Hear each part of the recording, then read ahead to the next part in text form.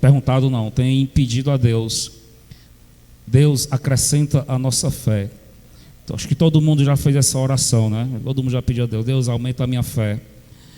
Então aí nós vemos um exemplo, um ensinamento, onde nós podemos aqui testemunhar ele ensinando uma das maneiras de nós aumentarmos a nossa fé. Não é a única maneira de aumentar a nossa fé. Muitas vezes, quando nós pedimos a Deus para aumentar a nossa fé, Ele nos coloca em situações extremamente difíceis para que a gente venha treinar a nossa fé. Treinar a nossa fé. Às vezes a gente: Senhor, me dá mais fé.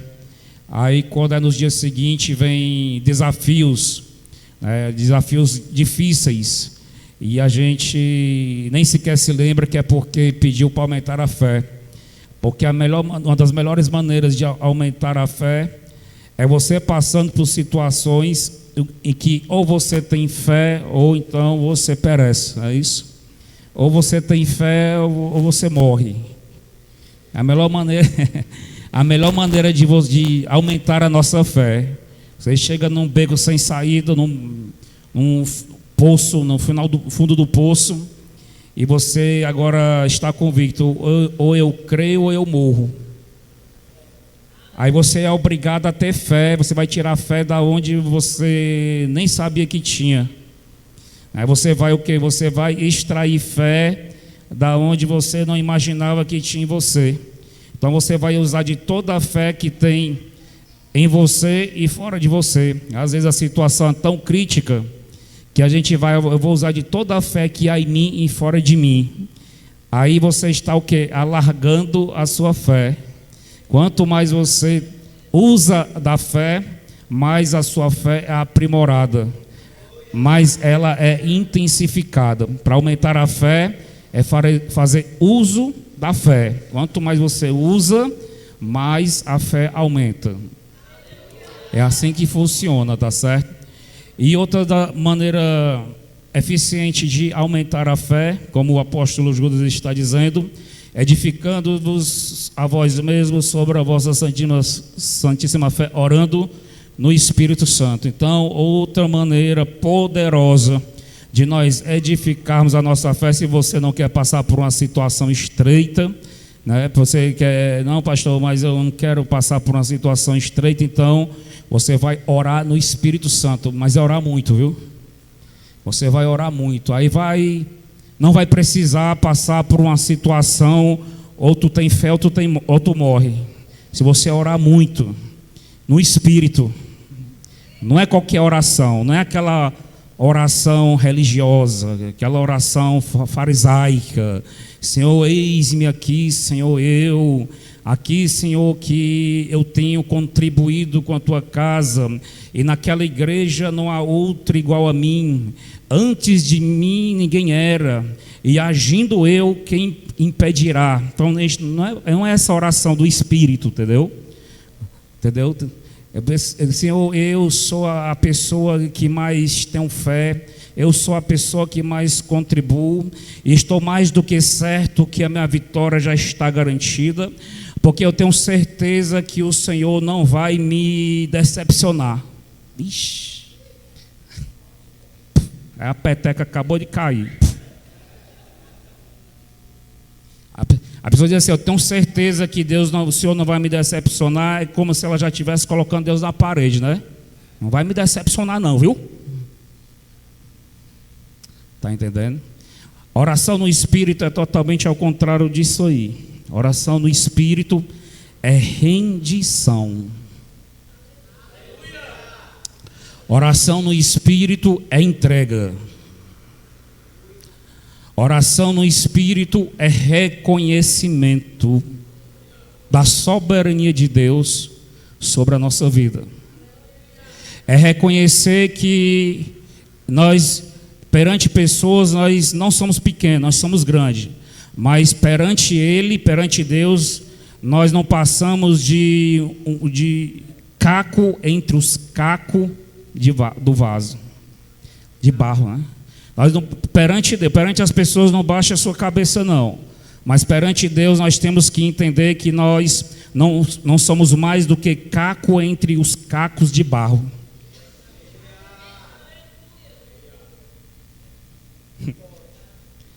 Aí a chama do Espírito começa a acender nessa hora.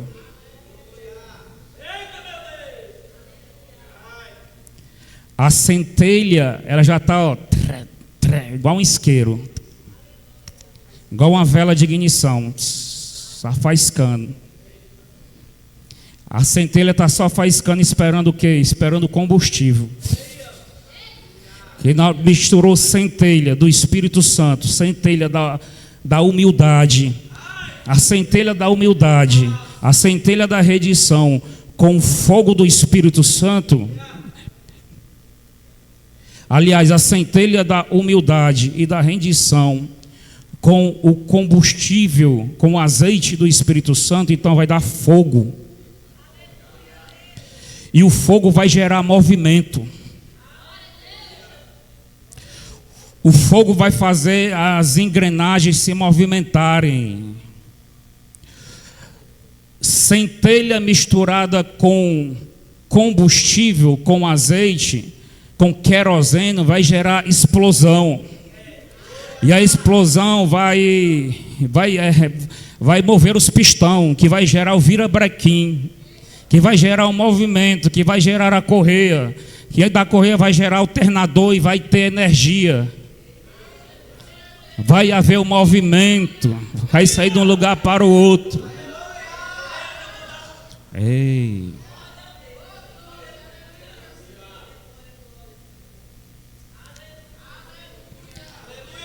Então é isso que é orar no Espírito Santo, orando no Espírito Santo. É a última parte do versículo. Orando no Espírito Santo, então é justamente isso. Começa da rendição, começa do reconhecimento da soberania de Deus, começa da gente se humilhando perante Deus. Humilhai-vos perante as potentes mãos do Senhor, e ao seu tempo Ele vos exaltará. Se você estiver se humilhando debaixo das potentes mãos do Senhor em oração, esse tempo aí que Ele vos exaltará, esse tempo aí é dentro do tempo da oração, se você permanecer na oração.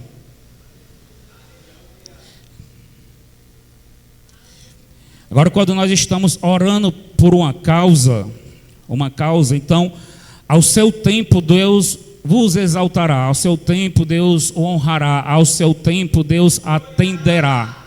Nós estamos num propósito por uma causa, mas quando nós estamos orando na busca do Espírito Santo, então a gente começa se humilhando, e ao seu tempo, esse tempo aí pode ser 5 minutos, é dentro da oração, ao seu tempo te exaltará o teu espírito, exaltará perante os demônios, exaltará perante o mal, dentro do momento da oração. Esse momento pode ser 5 minutos, pode ser 10 minutos, pode ser 20, pode ser 30. Tem gente por aí dizendo que o Espírito Santo só chega com 35 minutos. Eu não, já digo que o Espírito Santo está dentro de mim toda hora. Está 24 horas dentro de mim, está aqui, ó. Está aqui, ó. Eu tô aqui agora, o Espírito Santo está em mim. Quando eu estava ali tomando banho, o Espírito Santo estava em mim. Quando eu estava dormindo na madrugada, o Espírito Santo estava em mim. Quando eu acordei, o Espírito Santo já estava em mim. E quando eu caminhei, o Espírito Santo estava em mim. Quando eu me deitei, o Espírito Santo continuou em mim. Então não é que o Espírito Santo vem em 35. Quer dizer que tu não tem o Espírito Santo, tu tem que orar 35 minutos para vir. Então tu não é crente.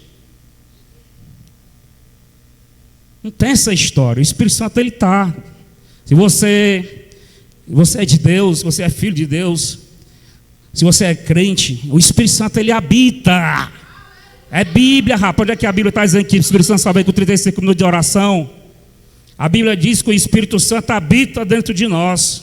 Nós sempre somos templo e morada dele. Agora, o que vai acontecer no decorrer do tempo da oração é a sua sensibilidade espiritual ser despertada para você sentir aquele que habita em você. Em 35 minutos, 10 minutos, 20 minutos, 1 hora de oração, não vai fazer o Espírito Santo vir, não. Vai fazer com que você reconheça a presença dele que já faz morada em você.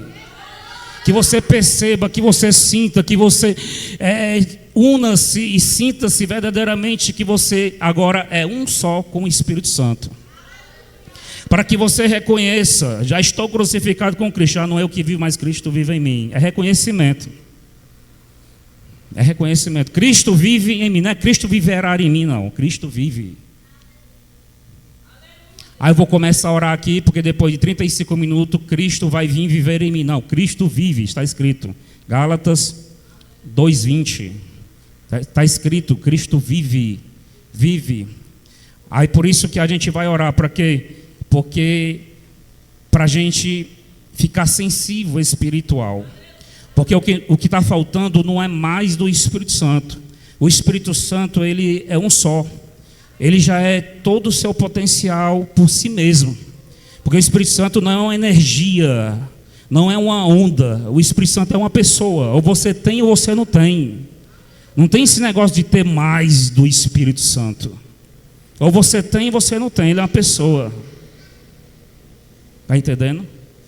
Agora, quando nós mergulhamos em oração, aí nós começamos a nos alinhar à pessoa do Espírito Santo e ao seu poder. Aí nós vamos começarmos a unir o nosso coração com o coração dele. Nós vamos alinhar a nossa mente à mente dele, os nossos pensamentos aos pensamentos dele. Nós vamos alinhar os nossos pensamentos à sua voz. Não é que Deus não fale, é que os homens não escutam a voz do Senhor. Não escutam, Ele fala. Ele fala. Só que os homens não escutam a voz do Senhor. Por isso que às vezes, viu, pessoal? Ele dá sonhos. Porque quando é uma coisa que realmente Ele quer revelar diretamente para a pessoa, então a pessoa não consegue ouvir a voz. Deus fica assim, Elivelto. Aí lá está o Elivelto, lá na maior correria, lá na feira. Aí Deus fica assim, Eliabe. Aí lá está o Eliabe, sexta-feira à noite, fazendo caricatura. Como é que vai ouvir? Está entendendo? Não vai ouvir, porque nós estamos ocupados demais com os nossos afazeres, com as nossas preocupações. Nós estamos preocupados demais com as nossas necessidades. Então aí a gente não consegue ouvir a voz do Espírito Santo. Aí quando é algo que ele realmente quer revelar para a pessoa, aí ele vai revelar através de sonho. Porém, a maioria dos sonhos ele vem em enigma. O sonho não é claro. O sonho vem numa linguagem, vamos dizer aqui, enigmática. Você tem que decifrar a revelação. Enigmas é isso, você tem que decifrar. Deus falou assim para Miriam e para Arão, no dia que Arão e Miriam se levantou contra Moisés. Vocês sabiam disso? Que Arão e Miriam se levantou contra Moisés, porque Moisés estava com a mulher coxita, que não era da tribo de Israel. Aí o que foi que aconteceu? Na mesma hora Deus desceu. Não era nem hora de Deus descer, porque Deus só descia quando Moisés entrava na tenda.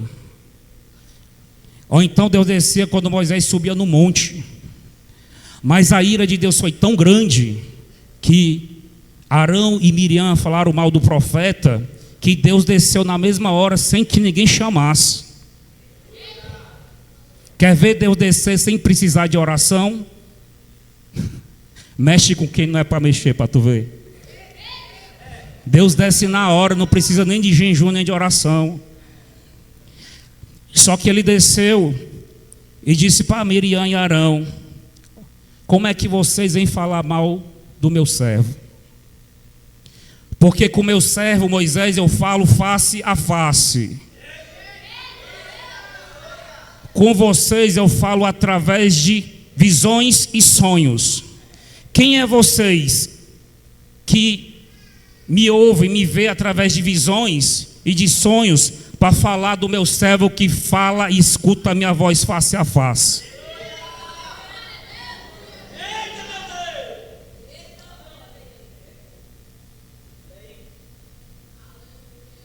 Aí nós temos um aprendizado bíblico profundo.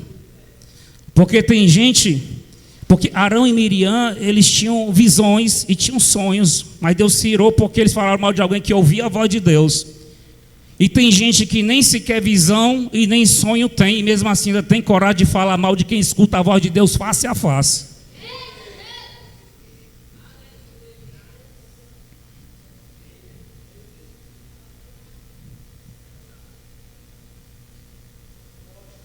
Então a ira de Deus se acendeu contra eles. E Deus disse para Miriam: Miriam, tu vai pagar o preço, tu vai ficar leprosa. E Miriam ficou leprosa na mesma hora, foi ou não foi? A Bíblia. Ela ficou doente na mesma hora que falou mal, que Deus desceu na hora. Às vezes a pessoa fala mal do profeta, do ungido de Deus, e na mesma hora você se sente mal. Você falou mal do servo de Deus, e naquela mesma hora, rapaz, eu comecei a passar mal. Sabe por que foi? Porque naquela mesma hora que tu falou, Deus desceu. E te tocou assim como Deus tocou em Miriam. A diferença foi porque Miriam ouviu, né? Deus desceu na coluna de fogo e falou com ela através da coluna de fogo. Aí Miriam ficou o quê? Ficou vários dias leprosa. Mas eu não sei exatamente quantos dias ela ficou leprosa, eu só sei que foi pouquíssimos dias. E depois desses poucos dias ela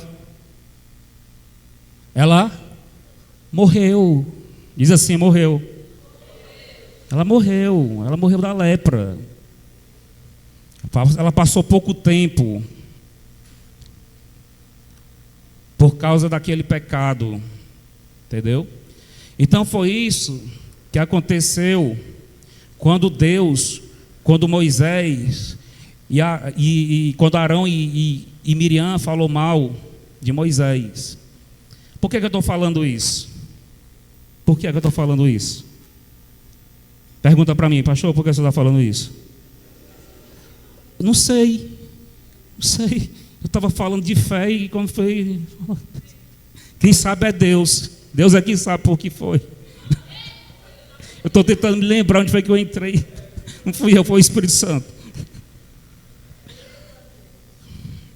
Então, pessoal, o que acontece? Nós podemos edificar a nossa fé orando no Espírito Santo. Como é que a gente ora no Espírito Santo? Qual é a oração mais espiritual possível? A oração que você faz mais próxima, não vou dizer próxima, mas mais em comunhão com Deus possível. Qual é a oração? Qual o tipo de oração? É o de petição? É o de clamor? É o de... Qual é? A oração do Espírito Santo. A partir de hoje, vocês saibam. Rendição tem a ver, claro. Mas a partir de hoje, vocês saibam que toda vida que a Bíblia falar no Novo Testamento em oração, orando no Espírito Santo, é oração em línguas estranhas. Todas as vezes que a Bíblia falar em orando no Espírito, é orando em línguas estranhas. Porque a oração é o meio na qual você mais se aproxima de Deus. É o meio na qual mais você tem comunhão com Deus. É o meio na qual mais você vai ficar aliado com Deus. É o meio na qual é possível que você fique em unidade com Deus. Em unidade com Deus, um só. Não é mais dois. É como um homem e uma mulher, que não são mais duas carnes, agora é uma só carne. Então, quando nós estamos em oração no Espírito, nós ficamos com Deus também dessa forma. Mas não, o homem e a mulher é uma só carne, mas o homem e o Espírito Santo é um só Espírito. Um só Espírito. Com seu cônjuge você deve ser uma só carne, mas com Deus um só Espírito. Então, aonde que nós conseguimos chegar mais perfeitamente a esta unidade é por meio da oração. Mas se for a oração, porque existe orações e orações, mas se for a oração no Espírito, que é a oração em línguas estranhas, então vai ser aonde mais nós conseguimos atingir essa perfeição, esta unidade. É onde nós conseguimos realmente ficar um só com o Espírito Santo. É oração em línguas estranhas. Não que a oração no seu idioma normal não possa ficar em unidade com Deus, também pode. Você pode estar orando no nosso idioma português e ficar perfeitamente em unidade com o Espírito Santo. Mas é menos provável. A pessoa tem que ser muito espiritual, ela tem que ter muita intimidade com Deus para conseguir ficar perfeitamente em unidade com Deus por meio do Espírito Santo, através da oração no nosso idioma nativo. É possível. Tem hora que nós estamos orando aqui, a gente está numa união tão grande com Deus, que mesmo quando a gente sai das línguas estranhas e passa a orar no idioma nativo, a unidade é a mesma, a comunhão é a mesma. É possível. Mas para quem não tem tanta intimidade com Deus, então você vai chegar mais próximo disso na oração em línguas estranhas. A oração em línguas estranhas é onde você mais intensifica a unidade com Deus. É onde você mais abre a chave. Se existisse uma chave que você girasse ela, e quanto mais você girasse, mais próximo, mais intenso você estivesse com o Espírito Santo. Se existisse essa chave, então essa chave seria a oração em línguas estranhas. Mas eu posso dizer que essa chave ela existe. E a chave é a oração em línguas estranhas. A oração em línguas estranhas é como a chave. Quanto mais intenso você ora em línguas, mais essa chave vai girando no sentido horário e mais intenso vai ficando o seu espírito com Deus por meio do Espírito Santo. Porque também existe a oração em línguas e a oração em línguas. Mas quando você ora em línguas focado na unidade com Deus, focado na edificação e fortalecimento do Espírito, então mais rápido e mais intenso vai ficar a união com Cristo por meio do Espírito Santo, através da oração em línguas ou oração no Espírito Santo.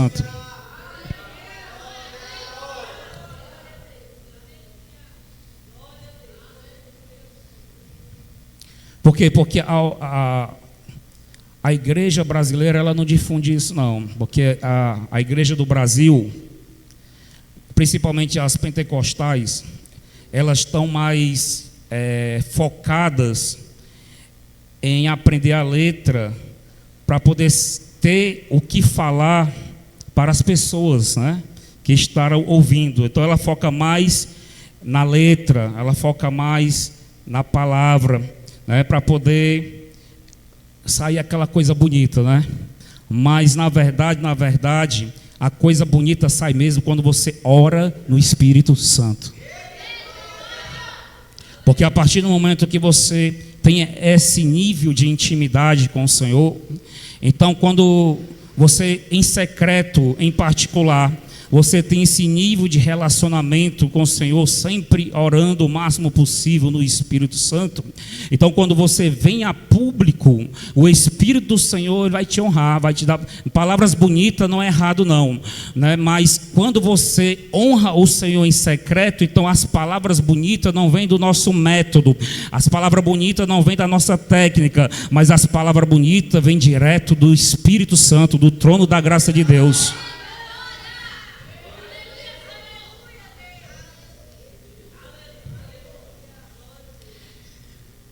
Então, os segredos dos grandes homens e mulheres de Deus que manifestam o poder de Deus é orar muito no Espírito Santo.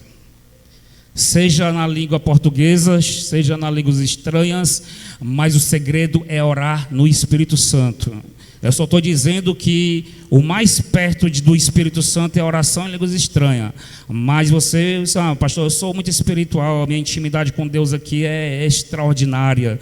Não precisa, pastor, eu cantando, eu já estou em unidade, meu Deus. Então pronto, então, do jeito que você fizer, se é no Espírito verdadeiramente, então esse é o segredo. Tem gente, aliás, de falar cantando, tem gente que sente mais a presença do Espírito Santo na oração quando está louvando do que quando está orando na língua portuguesa. Às vezes a pessoa está orando na língua nativa e você está sentindo aquela leve presença. Mas quando você começa a louvar no Espírito, porque existe louvor e louvor, no Espírito, aí geralmente tem gente que sente mais, né? E esse sentir é justamente onde você está ficando cada vez mais em unidade com o Espírito Santo, um só.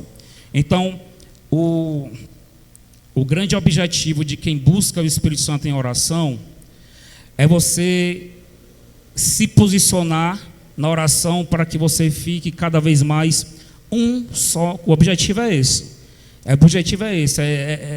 É aniquilar o dois e fazer que seja um. Aí como é que nós fazemos para ser um com o Espírito Santo? Quando você começa a orar, você começa, Deus, aí tu está sentado num trono, no terceiro do quarto céu. Como Deus está distante. Senhor, eu estou aqui em Fortaleza, eu estou aqui na atmosfera de Fortaleza, o primeiro céu, o segundo céu, atmosferas celestiais, o terceiro céu, onde tu está sentado no alto e sublime trono. Ixi. Realmente Deus, ele se aceita, existe um trono no terceiro céu, o trono de Deus. Ele se aceita nesse trono, mas ele se relaciona conosco através do seu Espírito. Ele está sentado no trono, mas o seu Espírito habita em cada coração que é entregue e rendido a ele.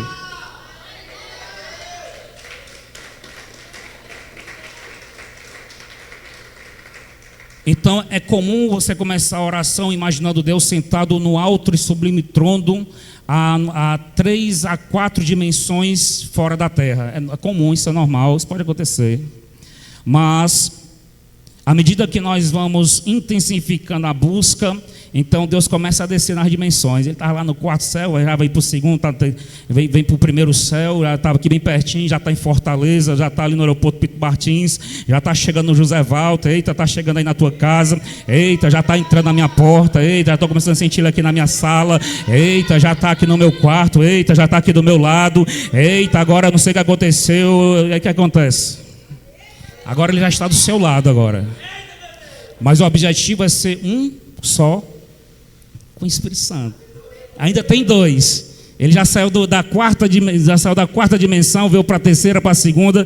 Ele veio para os céus, ele veio para as nuvens. Ele desceu no aeroporto Pito Martins. Ele já está no José Walter, já está na tua rua, já entrou na tua casa, já está no teu quarto, já está de joelho ao teu lado. A oração já está bem mais intensa, está bem mais interessante. Mas o objetivo é um só. E agora quando você chega nessa fase de oração, você está vendo, Deus, eu estou sentindo a presença do Espírito Santo aqui do meu lado. Eita, minhas mãos já estão esquentando, o meu corpo está esquentando, eu estou me arrupiando, eu estou dando glória, as orações estranhas estão mais fortes, em línguas estranhas estão mais fortes. Agora você vai se tornar um só com o Espírito Santo. Então alguém tem que morrer. Tem dois, só é para ser um. Alguém tem que morrer para ficar só um. Você chega nessa fase da oração, você começa a dizer, alguém tem que morrer. Tem dois, tem gente demais aqui nesse quarto. Só é para ficar um. Eu morro. Aí eu acredito que foi nessa hora que o apóstolo Paulo, ele teve a revelação de Gálatas 2:20. Nessa hora, acho que ele estava onde? Ele estava na prisão, lá em Roma. Então ele começou a oração. Deus estava lá no quarto céu, baixou para o terceiro, para o segundo, para a atmosfera, para o céu de Roma. Agora Deus estava lá na cidade de Roma, e Deus já estava lá naquele presídio. E agora Paulo sente agora Deus agora dentro da cela junto com ele. Então agora Paulo, não, mas ainda tem algo, está faltando algo. Deus está aqui do meu lado, mas está faltando algo. Aí ele parou para pensar, para meditar mais profundo. Então de repente Paulo disse: já estou crucificado com Cristo, já não é eu quem vivo, mas Cristo vive em mim. E a vida que eu vivo agora na carne, vivo pela fé no Filho de Deus, a qual me amou e entregou a si mesmo por mim. Então é nessa hora que Paulo diz, se nós somos ressuscitados com Cristo, então antes nós morremos com Cristo. Então é nessa hora que Paulo ele se crucifica, se aniquila e diz: agora eu já estou morto para o mundo e o mundo já está morto para mim. A partir do momento que Paulo se crucifica, e agora que ele já está morto, agora não são mais dois, mas agora é só um. É só um. Não tem mais duas pessoas ali, mas agora o Espírito de Paulo agora é um só com o Espírito de Deus, e agora ele pode viver a plenitude de Deus. Agora Paulo não está mais no átrio exterior, agora Paulo não está mais no pátio, agora Paulo está no Santo dos Santos. Paulo agora está diante do candelabro, está diante da glória de Deus, porque agora Paulo não existe mais, porque agora você não é mais, porque agora Cristo é tudo em vós, a esperança da glória. Ei, Xabia se vecácia, ai.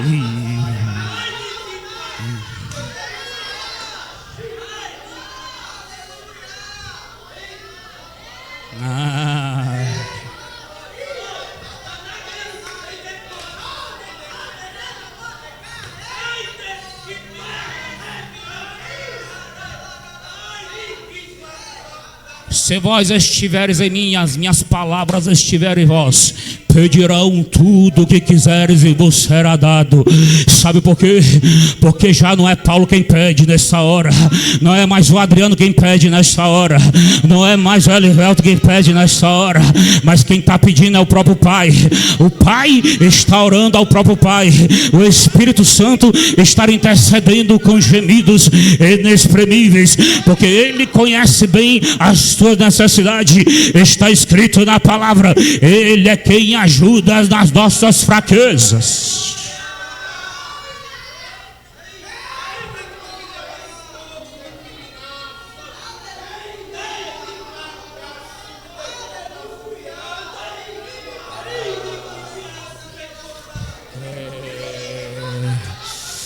Deixa eu ver quantos já estão se crucificando aí.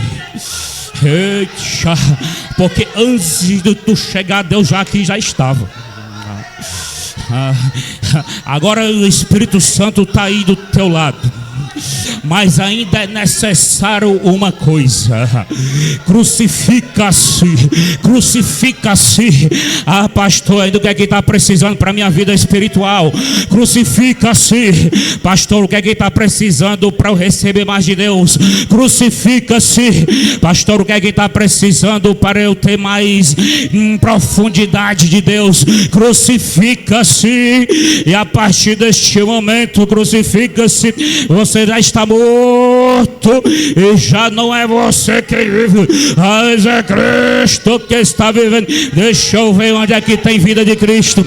Deixa eu ver onde é que tem um crente aí crucificado, um crente mortificado. Deixa eu ver onde tem um crente aí morto, para que Cristo habite na sua plenitude.